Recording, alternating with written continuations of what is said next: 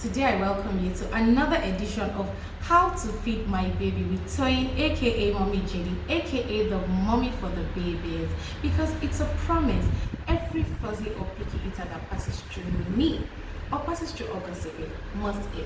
So today I'm not going to be sharing any recipe. I'm not going to be talking about Jaden's meals.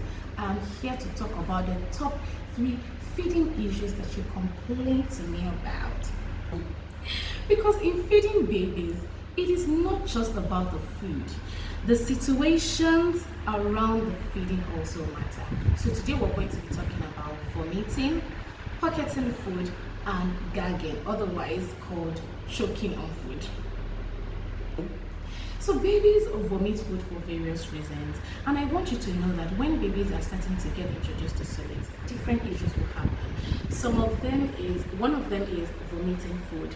Now, vomiting is that forceful bringing out of food, and the truth is, sometimes babies, you could give them, some moms say when I give him 1 spoon, he vomits. Some will say he would eat everything, and you just wait after 5 minutes and then vomit everything.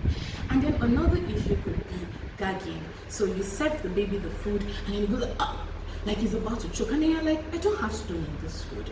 This food is smooth enough. Why are you gagging? Do you want to choke? And then you're checking the baby's throat, you're worried and all that. And another issue is pocketing of food, which we know that babies and toddlers do this a lot. Like pocketing of food is when you give the baby or the toddler food and then they just keep it in their mouth, and then you're like, eat, swallow this thing. They even refuse to chew.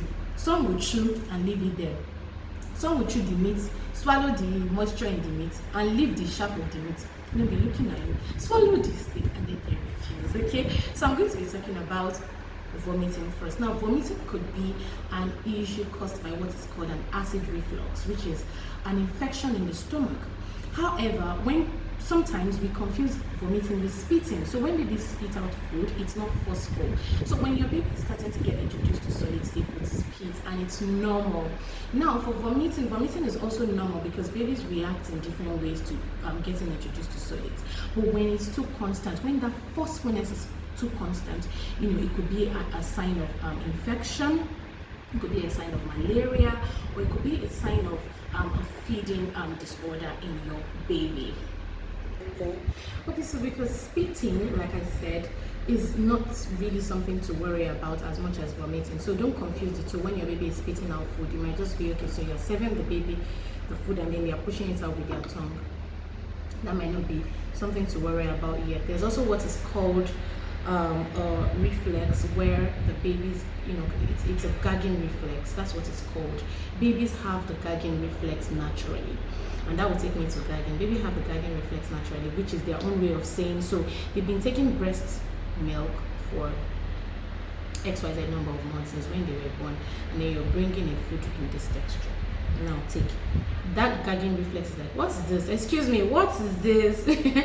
So that's what they are saying. If they could talk, they would tell you, mommy, what is this? Can you tell me what it's about? So when they cry, when they gag, when they pretend like they are choking, especially for toddlers, that's like their own way of saying, oh, what's this? Okay, now when it becomes too constant, it's important that you take your child to the hospital. Now for pocketing of food in their mouth. When toddlers pocket food in their mouth, it could be deliberate, it could be intentional, it could be because they don't like the food. And that's actually what happens on various reasons. And for the babies as well, it could be that they do not like the food.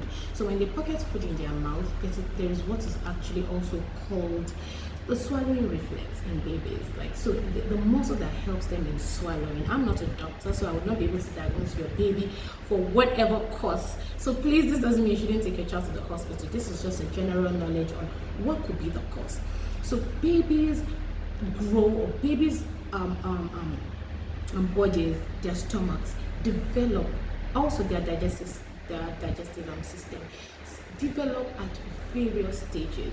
So if you compare maybe your 8-month-old baby with another 8-month-old baby, another 8-month-old baby could be ready for proper mashed food, while your own 8-month-old baby doesn't have his own digestive system or stomach or swallowing reflex, swallowing muscles ready to swallow chunks of mashed up food yet. Okay, so it's important that we understand this basics to know that, okay, so their digestive systems might be different and then they grow at different paces. But if it becomes constant, like I said, ensure to take your child to the hospital, especially when it comes to choking and also vomiting the food forcefully. To share 5 top tips.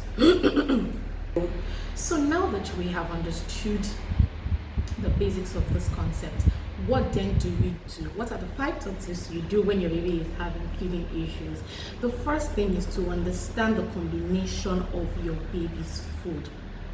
You have the right to know the combination of your baby's food. So when you read labels, you find out.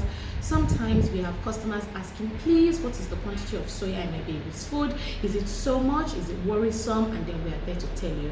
So of course, that's why natural food is the best. If you ask me, I'm going to say that 1,000 times. Natural food gives you the opportunity to understand what could be the cause of maybe an allergy, or could be a cause of worry in your child's food. So ensure you understand the traceability in your child's food. And then the second is to be patient. Now we understand that babies' digestive systems develop at different paces. Babies are ready for different textures of food at different times. It's important that we are patient with them. Now also, this one of the reasons that I also, in addition to the patience, is also that if your baby is feeding with the plate and the spoon, and also with the bottle, there could be different paces to which babies love to be fed. So for example, your baby could like this chunk of spoon, this size, but when it comes to feeding with a bottle, maybe the teeth of the bottle is too wide for your baby at that point in time. So you need to be sure, if you're bottle feeding your baby or when you're feeding your baby with a plate and spoon, ensure that you understand their reactions towards this means of feeding. Of course, we always recommend that you feed your baby with a plate and spoon because it's safer.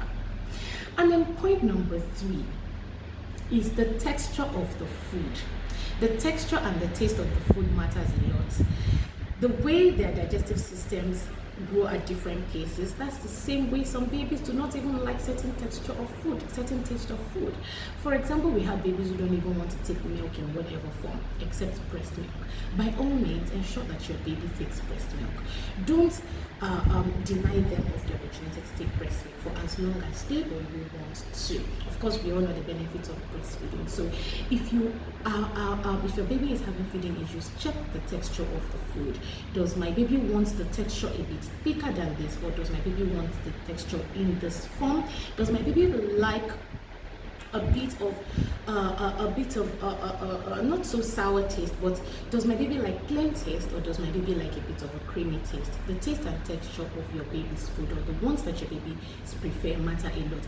And then when you understand the taste and texture, it's easier for you to tweak it with natural foods. So point number 4 is also check for other underlying conditions which may make your baby reject, vomit, or gag up on food. For example, a key example that I've noticed is mouth sores. Like, so Jaden, my son, one of the reasons he used to keep food in his mouth, sometimes when I check, is that he has a mouth sore. And especially when the baby can't speak yet, when your toddler can't speak yet, they're just crying. Have you checked if they have a mouth sore? Have you tried to check their throat if they have adenoids? Have you tried to check if they have breathing problems? Or so there could be other underlying reasons your baby is not eating. It is not only about the food.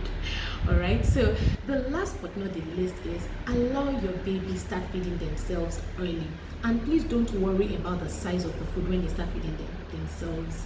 Now, some babies like to pull the spoon with you. Allow them. Let them explore. It's not all the time. So come, let me feed you like that. When they want to hold the spoon, especially from like 7-8 months, allow them. And of course, when you're feeding, you want to be sure, when you're talking about the taste and the texture, we also want to be sure of the size of the spoon as well. Now, this is not a baby spoon. This is a toddler spoon, for the records, okay? So when you're 7, you want to be sure that the baby is properly positioned. And other issues such as teething, such as your baby's health at that point in time, feeding conditions are in place to help manage and reduce fuzzy and picky eating.